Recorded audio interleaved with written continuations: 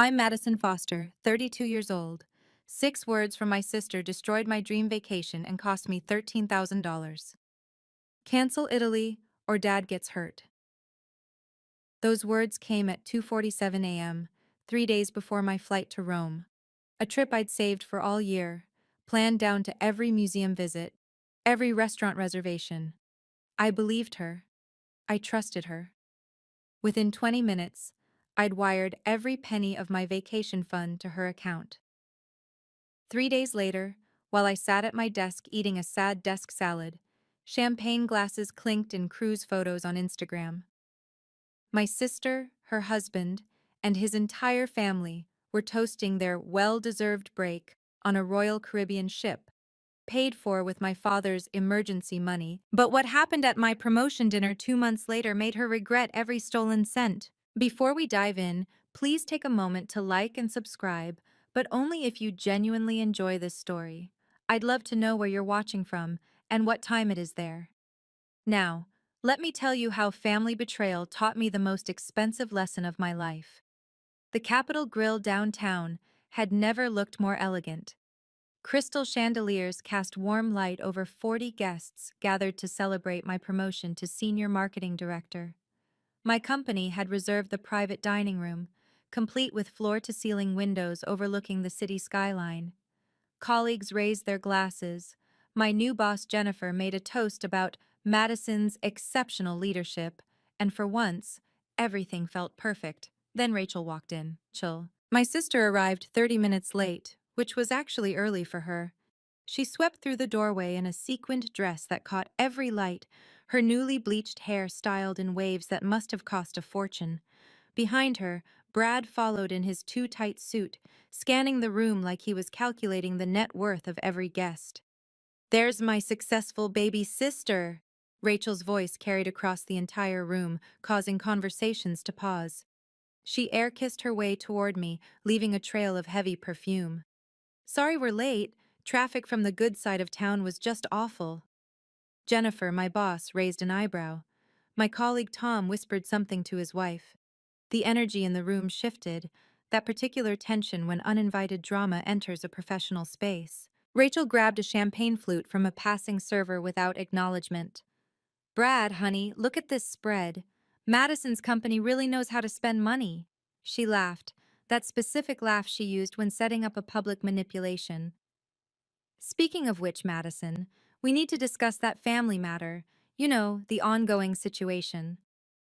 My stomach tightened. She'd chosen this moment deliberately. 40 witnesses, including my new boss, several VPs, and the CEO who'd made a surprise appearance. But as I watched her adjust her new Hermes bag, strange, considering she'd been crying poverty last month, I felt oddly calm. I'd been preparing for this moment for 8 weeks. Family takes care of family, right, Madison? Rachel positioned herself at the center of the room, ensuring maximum visibility. "I mean, that's what Dad always taught us." The mention of our father made several relatives turn their attention fully to our conversation. Aunt Patricia put down her fork. Cousin James stopped mid-sentence. "Especially," Rachel continued, raising her voice slightly, "when some family members have been blessed with such abundance." She gestured around the elegant room. "This promotion must come with quite the salary bump. What is it now, Madison? 6 figures? More?" Brad stepped forward, adding his rehearsed support. "Family is everything. Those who have more should naturally help those who've sacrificed to care for aging parents." My boss Jennifer watched carefully, evaluating. This was my first major event as senior director. How I handled this would matter. "It's been so hard," Rachel pressed on, her voice taking on that martyred tone I knew so well. "While Madison's been climbing the corporate ladder, someone had to be there for Dad. Every doctor's appointment, every emergency, every sleepless night." "That's admirable," Jennifer said politely, though her expression remained neutral. Rachel seized the opening. "Thank you. It's been financially devastating, honestly. But that's what family does.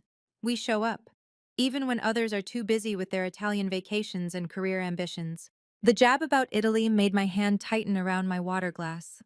Several colleagues who knew about my canceled trip exchanged glances. I glanced at my phone. 8:47 p.m. Harold Brennan should be arriving any moment. He'd texted that he was parking. So Madison, Rachel turned back to me, loud enough for everyone to hear. About that monthly support we discussed. 2,000 seems reasonable, don't you think? For Dad's care? The room held its breath. Looking at Rachel commanding the room, I remembered exactly how we'd gotten here. Growing up, I'd always been the good daughter, the one who didn't make waves, who accepted whatever story I was told. Rachel, 4 years older, had established herself as the family gatekeeper when she moved back home after her divorce 5 years ago. "I'm here with Mom and Dad," she'd say. "You're 3 states away. You don't see what I see." She controlled the information flow like a corporate communications director. When Dad had his mild stroke 2 years ago, I learned about it 3 days later. "Didn't want to worry you during your big presentation," she'd explained. When Mom passed, Rachel handled all the arrangements, then presented me with a bill for half. "You live too far to understand Dad's real needs," became her constant refrain. Every family decision happened without me. Doctor's appointments? Scheduled when I couldn't attend via video. Financial discussions? Too complicated to explain over the phone. Home repairs? Always urgent, always expensive, always requiring immediate payment. The pattern was consistent. I was good enough to fund things, but too distant to have input.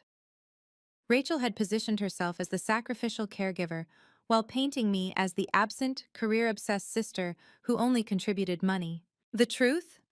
Dad had a full-time home health aide covered by his excellent insurance. Rachel visited him twice a week at most, usually to drop off groceries, which she'd expense to me later.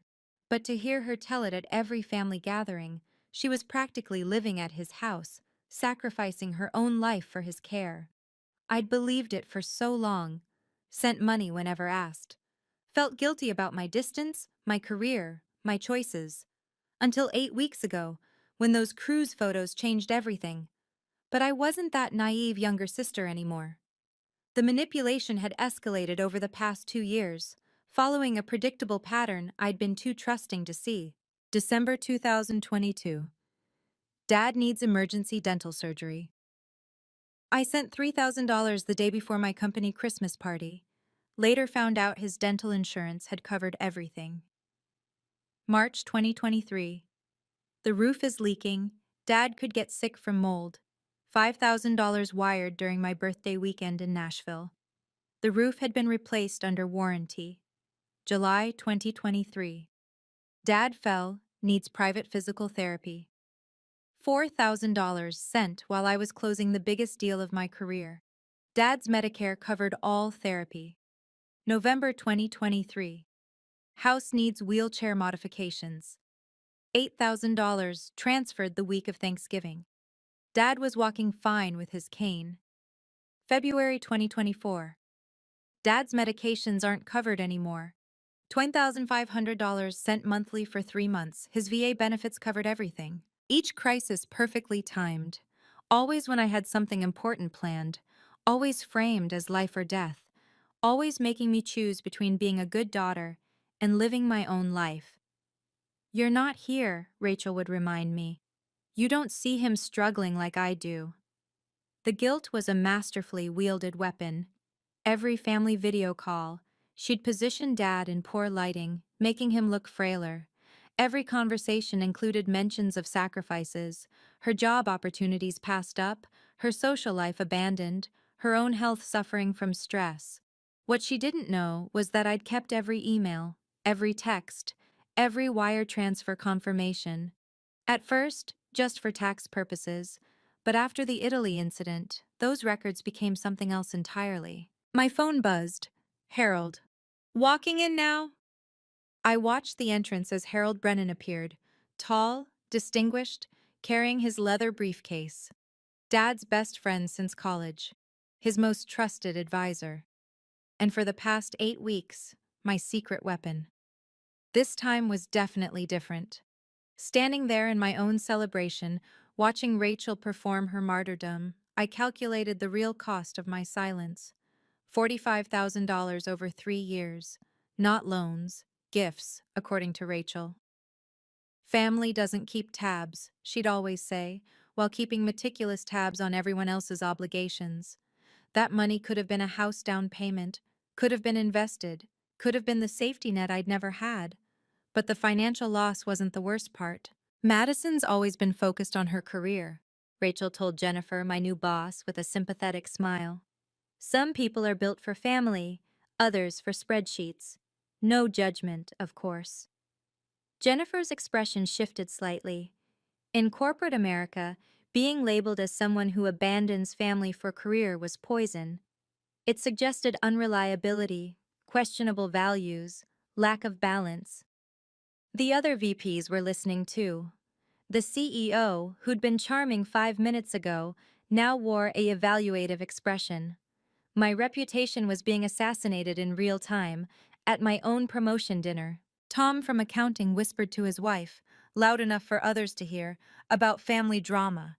The new interns from my department looked uncomfortable. The regional director, who'd been considering me for the Singapore project, was frowning. This was Rachel's real power play. Not just the money she'd extract, but the narrative she'd cement.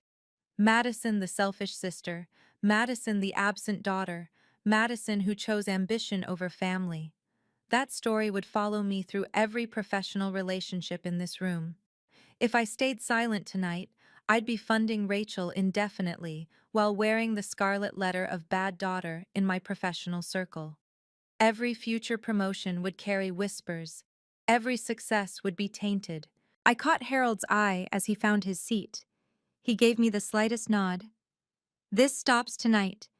If you've ever been manipulated by family using guilt as a weapon, you know exactly how I felt in that moment. The hardest part isn't the money. It's the betrayal from people who should protect you. Have you experienced something similar? Drop a comment below sharing your story. And if this resonates with you, please hit that like button. It really helps other people who need to hear this find the video. Now, let me show you exactly how the Italy cancellation unfolded. The text that destroyed my Italian dream came at 2:47 a.m. on a Tuesday. Call me now, followed immediately by emergency dad in danger. I jolted awake, heart pounding. Called immediately. Rachel was sobbing. That specific kind of sob that sounds desperate but stops cleanly between sentences. Dad owes money to dangerous people, she gasped. They came to the house tonight. What? Who? Is Dad okay? He's terrified.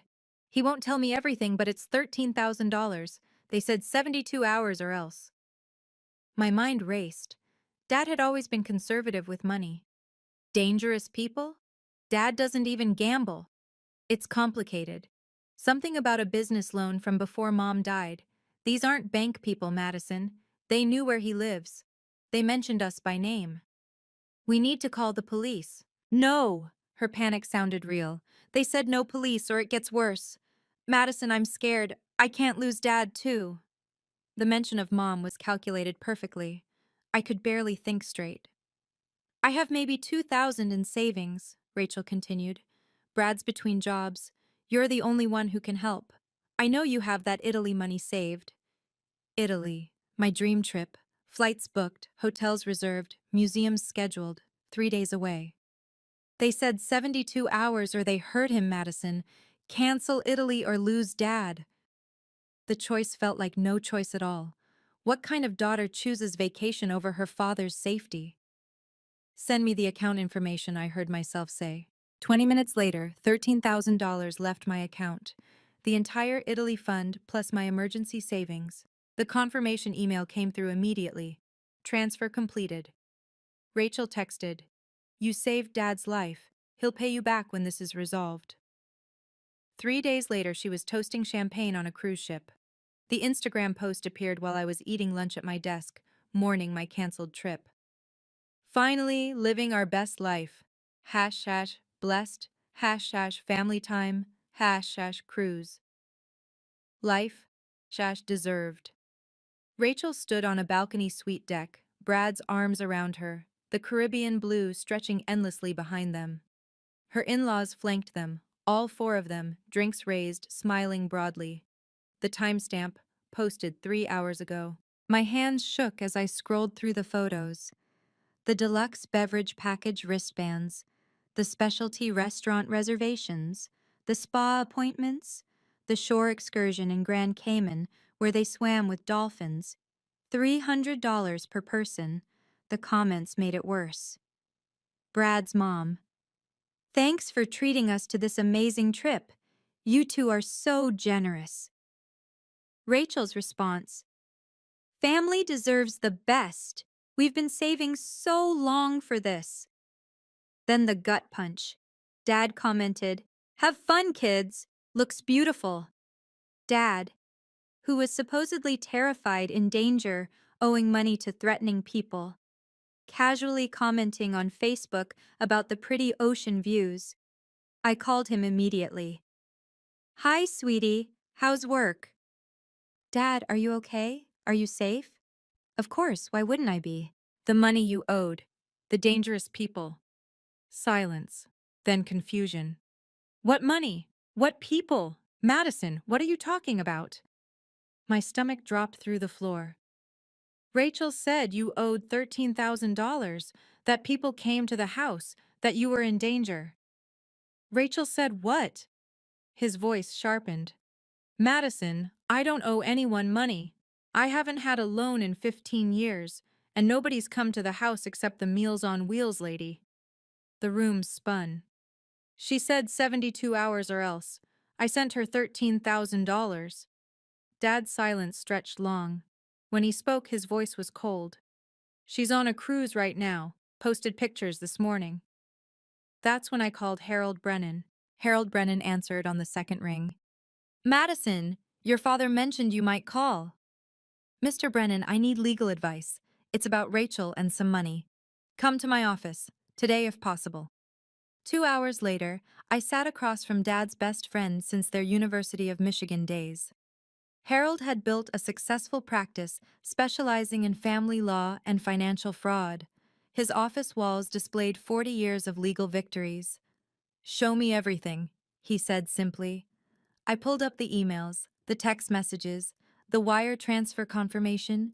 Harold studied them with the intensity of someone who'd seen this pattern before. This email she sent, he pointed to the screen. The one confirming she received the money, read the third paragraph. I'd never noticed it before, buried in her rambling thanks. I understand this is a loan to be repaid within 90 days as discussed. She never reads the fine print, Harold smiled slightly. You wrote this? I always include terms in my transfer confirmations. Habit from work. Smart habit. This creates a legal obligation. She acknowledged it by responding, received with thanks and agreement. He pulled out a legal pad. Your father's been worried about Rachel's spending. He asked me to review some things last month. Did you know he gave me financial power of attorney 3 years ago? I didn't. He wanted someone outside the family to oversee things if needed, someone who couldn't be emotionally manipulated. Harold's expression grew serious. Madison, your father has significant assets Rachel's been trying to access. This cruise money scheme? It's escalation. What kind of assets? Let's just say your mother's life insurance and your father's pension are both substantial. And there's something else. Your dad's been documenting things. He's sharper than Rachel thinks. My phone buzzed. Rachel, texting from the ship. Hope you're not bitter about Italy. Some sacrifices are necessary. Harold saw my expression. Save that. We'll need it. 8 weeks of preparation led to tonight. We need documentation, Harold had said, and witnesses, lots of witnesses. The promotion dinner invitation had seemed like perfect timing. 40 guests, including several who worked in legal and finance. Professional setting with security cameras. Public enough for accountability, controlled enough to maintain dignity. Invite Rachel personally, Harold advised. Make it irresistible. My text to her had been carefully crafted. Having a celebration dinner for my promotion. Companies paying, exclusive venue. Would love family there to celebrate. You and Brad should come. Open bar and 5-course meal. She'd responded within minutes. Of course we'll support you. Family shows up. The irony wasn't lost on me. I'd arranged the seating strategically. Harold at a table with clear sightlines. My colleague from legal affairs, Patricia Chen, positioned nearby. The restaurant's manager, briefed discreetly, had ensured security cameras were functioning and well positioned. What if she doesn't bring it up? I'd asked Harold. She will. The promotion, the public setting, the audience, she won't resist. It's the perfect stage for maximum guilt and pressure. He'd been right, of course. I'd also prepared something special. My laptop, already connected to the restaurant's presentation screen for the promotion slideshow, contained a folder labeled Family Memories. Inside were documents that told a very different story than Rachel's narrative. Perfect, Rachel had texted this morning. Brad's coming too. We have something important to discuss. Of course they did. They always had something important to discuss when they smelled money. Now, watching Harold settle into his seat while Rachel held court, I felt the calm that comes with thorough preparation. Every document backed up in triplicate, every email archived, every legal requirement met. Rachel wanted an audience for her performance. She was about to get one. Rachel stood up, tapping her champagne glass for attention.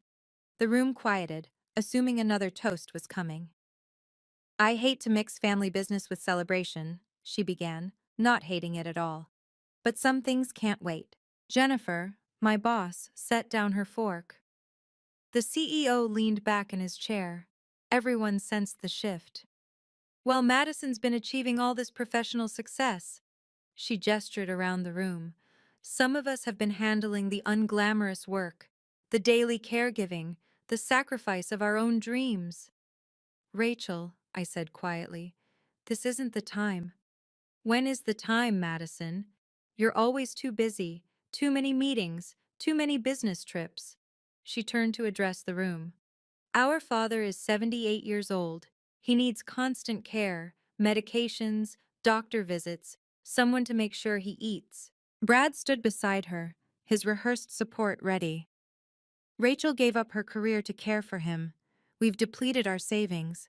While Madison climbs the corporate ladder, we're drowning in caregiving costs. Some people forget where they come from, Rachel continued, her voice catching dramatically. Success makes them forget family, but care facilities cost $4,000 a month, home health aides, medical equipment. It adds up. Several relatives shifted uncomfortably. Aunt Patricia whispered to Uncle James. The judgment was palpable. Successful sister ignoring family needs while elderly father suffered. We're not asking for much, Rachel's voice rose. Just $2,000 a month. That's probably what Madison spends on her designer handbags. I didn't own a single designer handbag. Family takes care of family, she repeated, louder now. Or at least they should. The room was completely silent. 40 pairs of eyes on me. My professional reputation hanging in the balance. Rachel pulled out her phone. Should I show everyone the cruise we had to take? The one tiny break we've had in 3 years of constant caregiving? She had no idea what she'd just walked into. Rachel swiped through her phone, projecting martyrdom with every gesture. Look at this. 3 years ago, Dad's birthday. Who was there? Me? She showed a photo to the nearest table. Last Christmas? Me? Easter? Me again. The photos were carefully curated, I noticed. All from the same few visits, just posted at different times on social media to create an illusion of constant presence. Brad jumped in, addressing the CEO directly. Family is everything, right? I'm sure you understand, sir. Those of us who stay close to home, we see the daily struggles. Madison wouldn't know. She moved away for her career. Several colleagues looked uncomfortable. The narrative was setting. Heartless career woman abandons aging father. These are from last month, Rachel continued, showing more photos. Dad's medical appointments.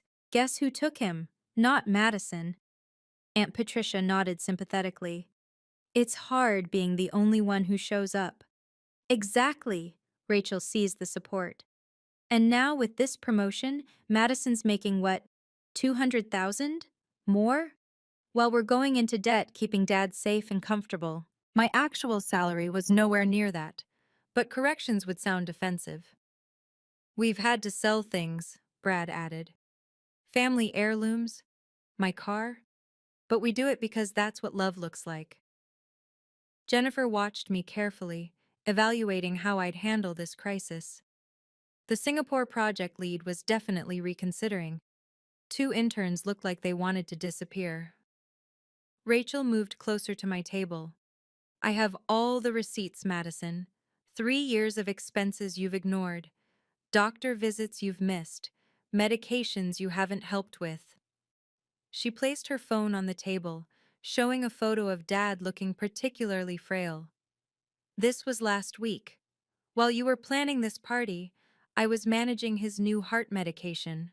The photo was 3 years old. Dad's hair was darker then, though she'd applied a filter to hide it.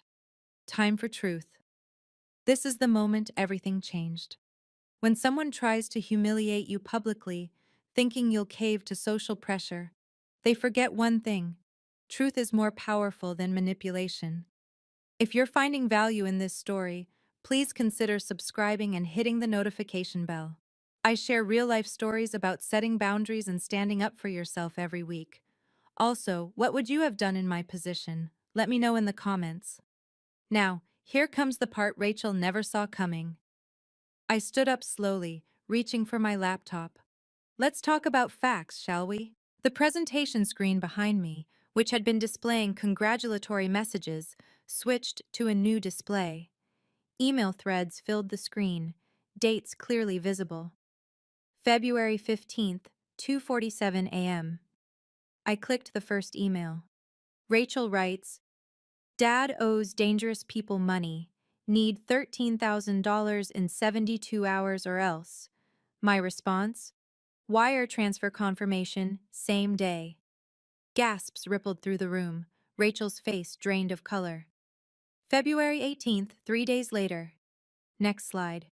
Royal Caribbean booking confirmation, $13,200, booked by Rachel Bradley, same-day purchase using the exact amount I transferred.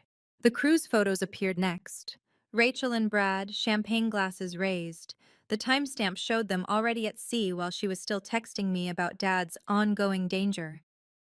But here's the interesting part. I clicked again. Dad's Facebook comment on those cruise photos. Have fun, kids. Strange message from someone supposedly in fear for his life. Jennifer leaned forward. The CEO had put on his reading glasses. Every eye was fixed on the screen. March through April. More emails appeared. Rachel requesting monthly support for Dad's care. But look at these bank statements. Dad's account, which Harold Brennan manages as financial power of attorney.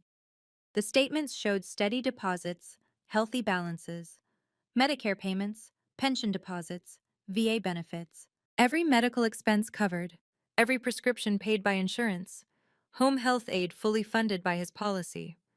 I paused, letting it sink in. So where did my $45,000 over 3 years actually go? The next slide answered that question. Screenshots of Rachel's social media, new cars, vacation photos, shopping sprees, each conveniently timed after my emergency transfers. Rachel stood frozen, her mouth opening and closing without sound. Should we discuss the receipts now? I asked calmly.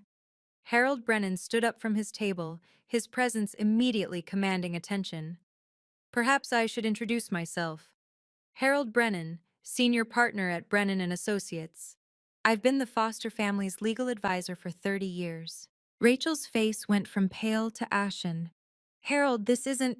I'm also, he continued, walking toward the center of the room, Robert Foster's designated financial power of attorney, a role he requested I take 3 years ago due to concerns about financial exploitation. He pulled documents from his briefcase. Ms. Bradley, you claimed your father owes dangerous people money. I can confirm, having full access to his financial records, that Robert Foster has no debts. Zero. His credit report, which I pulled yesterday, shows no loans, no credit cards, no obligations whatsoever. Brad started to speak, but Harold raised a hand. Furthermore, the alleged threatening visitors you described? Robert's home has a Ring doorbell system I helped install. I've reviewed all footage from February. No unusual visitors, no threats, nothing but the Meals on Wheels volunteer and the mailman. The room was dead silent. This constitutes wire fraud, Mrs. Bradley. Harold's voice carried the weight of 40 years of legal practice. Using false pretenses to obtain money through electronic transfer. Federal crime. Up to 20 years imprisonment and fines up to $1 million.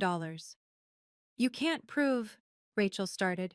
Your email acknowledgement of receiving the funds includes your agreement that it was a loan to be repaid in 90 days. That was 60 days ago. The payment is now due. Harold placed a document on the table.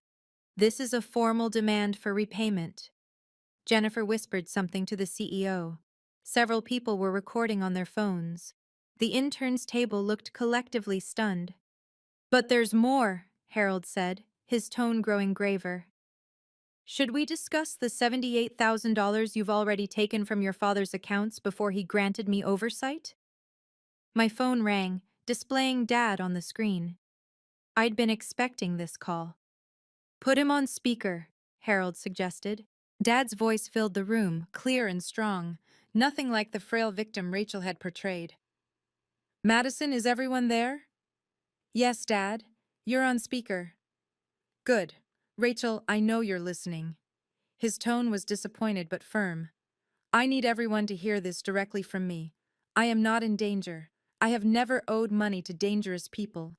I'm financially secure and well cared for. Rachel tried to interrupt. Daddy, you don't understand. I understand perfectly. You told Madison I was in danger to steal her vacation money. You've been taking money from her for 3 years using my name. That ends tonight. The room was riveted. This wasn't just family drama, it was a complete unmasking. I have copies of every text you sent Madison, Dad continued. Every fake emergency. Every manipulated photo where you used filters to make me look sicker. I also have the real receipts. The ones showing my medical expenses are fully covered, not the doctored ones you've been sending Madison. How did you...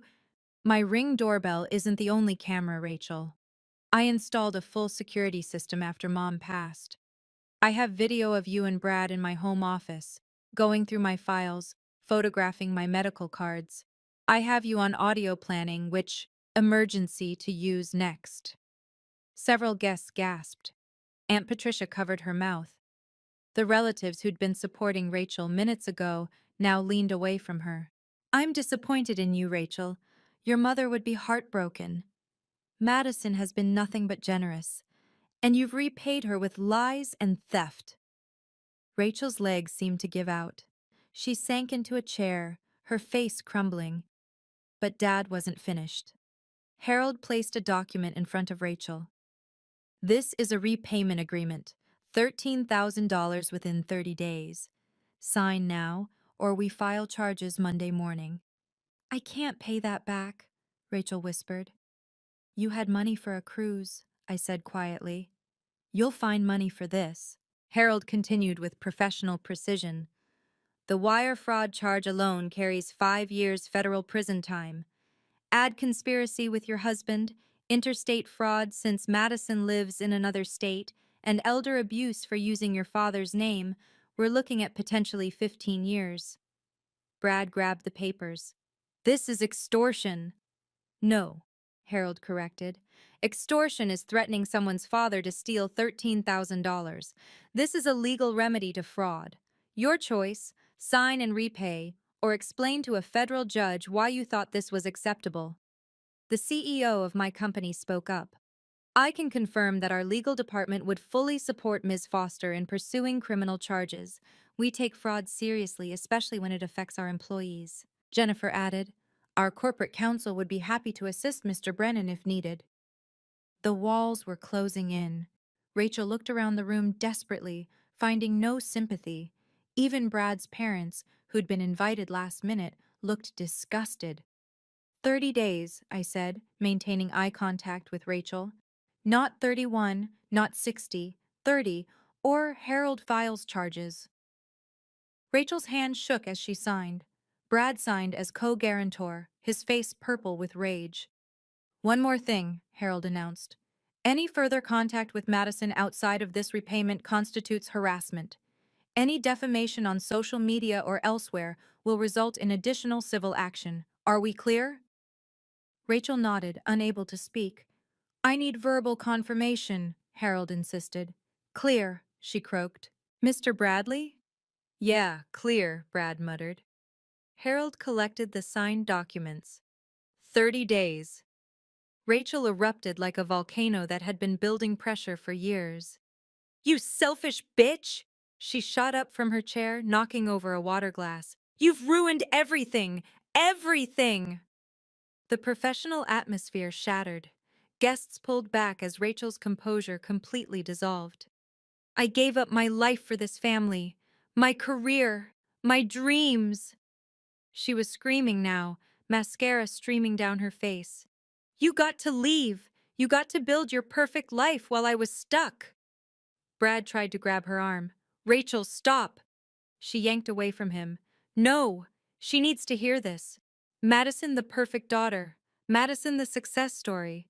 You don't know what it's like. Ma'am, I need you to calm down. The restaurant manager had appeared, security flanking him.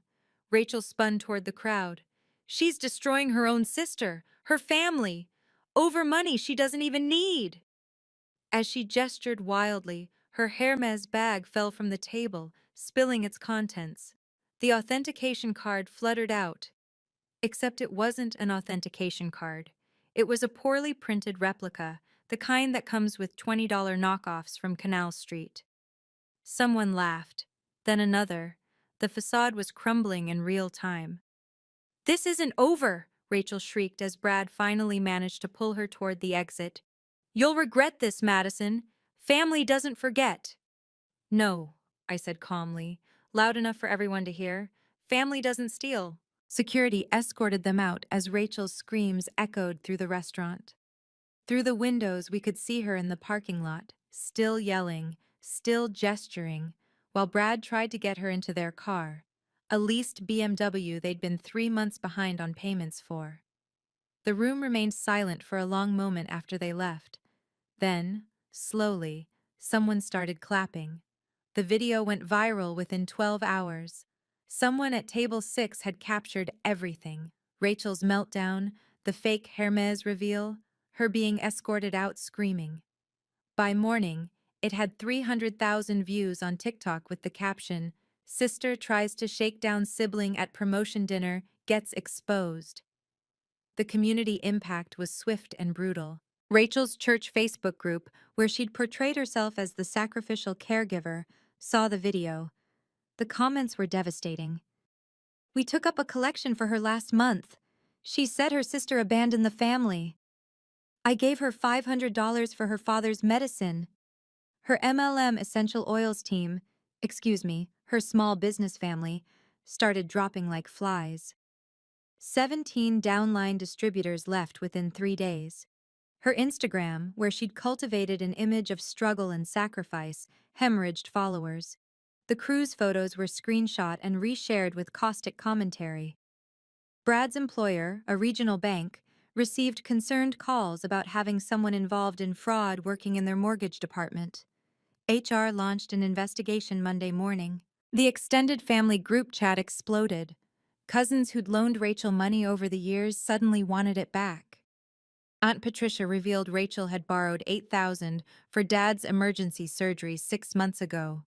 Uncle James mentioned the $5,000 for house repairs that never happened. The tally was staggering.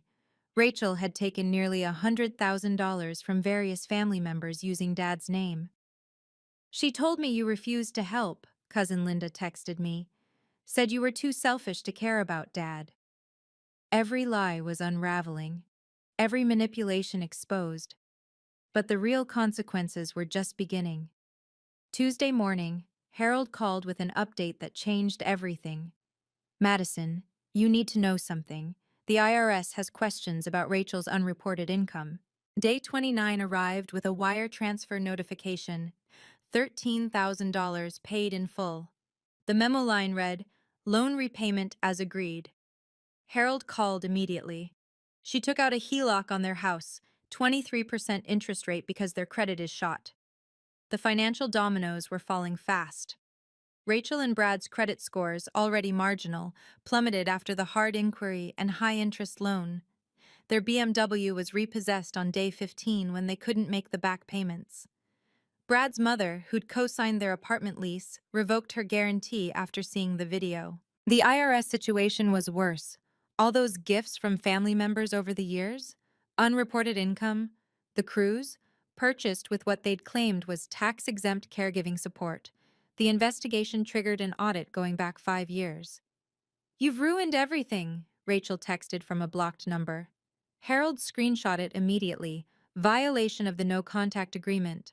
Royal Caribbean denied their refund request for the cruise. Services were rendered as purchased. The $8,000 they'd spent on that trip was gone forever. Brad's bank terminated his employment on day 21. Violation of the Employee Code of Conduct regarding financial integrity. Without his income, they couldn't qualify to refinance the HELOC to a lower rate. The MLM company formally terminated Rachel's distributorship after multiple complaints from her former downline about financial misrepresentation. Her inventory, $12,000 of essential oils bought on credit, sat unsellable in their garage.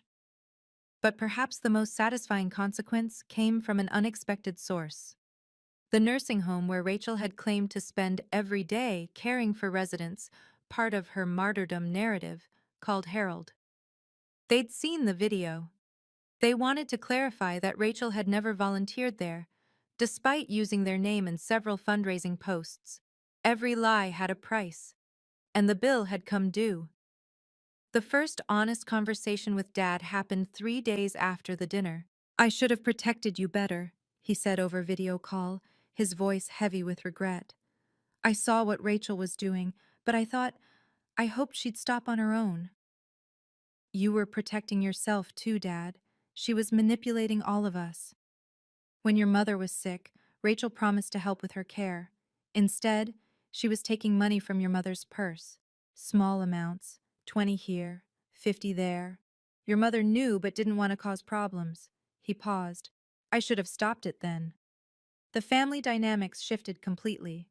Cousins who'd avoided me, thinking I was the cold career woman, started reaching out. "We had no idea," became the common refrain. "She was so convincing." Thanksgiving came 6 months later, the first without Rachel. It was smaller but infinitely more peaceful. Dad flew out to stay with me, his first trip in 3 years. He was healthier than Rachel's photos had ever shown, walking 2 miles daily, sharp as ever. "I've updated my will," he told me over turkey. "Harold has everything documented. Rachel gets nothing. Not because I'm angry, but because she's already taken more than her share." The relatives who attended were different too. The ones who'd always been kind but quiet, overshadowed by Rachel's dramatics. Aunt Patricia apologized for believing the lies. Uncle James brought his famous pie and stories about Dad's college days I'd never heard because Rachel always dominated conversations. "You know what I realized?" Dad said as we walked after dinner. "Rachel inherited your mother's anxiety, but none of her kindness. You got both her strength and her heart." For the first time in years, family felt like family, supportive, genuine, drama-free. "I'm proud of you," Dad said simply, "for standing up, for stopping the cycle." Setting boundaries transformed everything. The new rule was simple: no family loans. Ever. If Dad needed something, it went through Harold with full documentation. If relatives had emergencies, I'd provide information about resources, not cash. The First National Bank of Madison was permanently closed. I started therapy to unpack years of manipulation. "You were trained from childhood to be the provider," my therapist explained. "Rachel learned early that your guilt was currency." Understanding the pattern made it easier to break. Every urgent request became a red flag. Every guilt trip lost its power. No became a complete sentence. No justification required, no apology needed. Work improved dramatically. Jennifer pulled me aside a month after the dinner. That took courage. Real leadership isn't just about presentations and profits. It's about standing for principles even when it's uncomfortable. The Singapore project was mine. The promotion stuck. My reputation, rather than being damaged, was enhanced. Someone who can handle that with such grace can handle anything, the CEO had said. I created an actual emergency fund for Dad, a trust managed by Harold with clear guidelines. Medical emergencies only, every expense documented, no cash withdrawals. It protected Dad from future exploitation while ensuring his real needs were met. The therapy revealed something else. I'd been buying love, thinking money equaled care. Real love doesn't have a price tag. It shows up in phone calls, visits, genuine concern, things Rachel never offered despite living 20 minutes from Dad. 6 months later, I finally felt free. Free from guilt, free from manipulation, free from the exhausting cycle of crisis and payment. Boundaries aren't walls, my therapist said. They're gates. You decide who gets access and on what terms. The most expensive lesson of my life became the most valuable. 1 year later, I stood on a Venice bridge watching sunset paint the canal gold. But this time, I wasn't alone. Dad stood beside me, his camera capturing the light on ancient buildings. His first international trip ever, at 79 years old. Your mother always wanted to see this, he said quietly. We kept saying, next year, until there were no more years. We'd planned this trip properly. Harold managing Dad's home care, medical clearances obtained, every detail arranged. The trip I'd canceled for Rachel's lies had become something better. A father-daughter journey neither of us had imagined. I got an email, Dad mentioned over dinner at a small trattoria. Rachel wanted to apologize.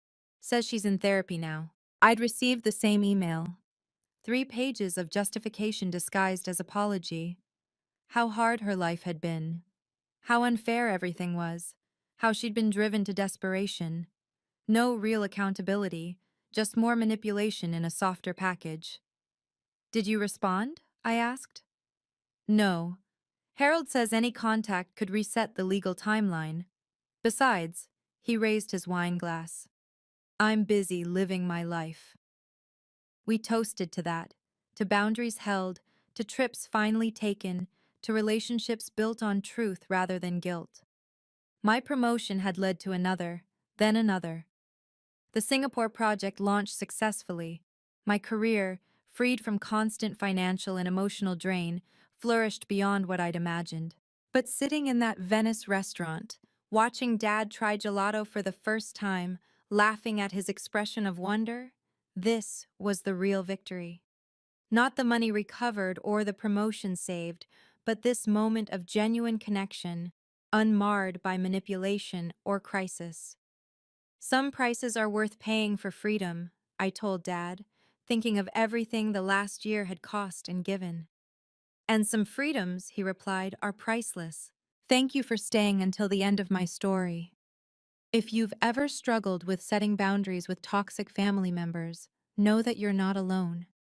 Your peace of mind is worth more than keeping the peace. What's the hardest boundary you've had to set with family? Share in the comments below. Your story might help someone else find their courage. If this story resonated with you, please like and subscribe for more content about standing up for yourself with dignity. And remember, family doesn't mean accepting financial abuse. Until next time, protect your peace.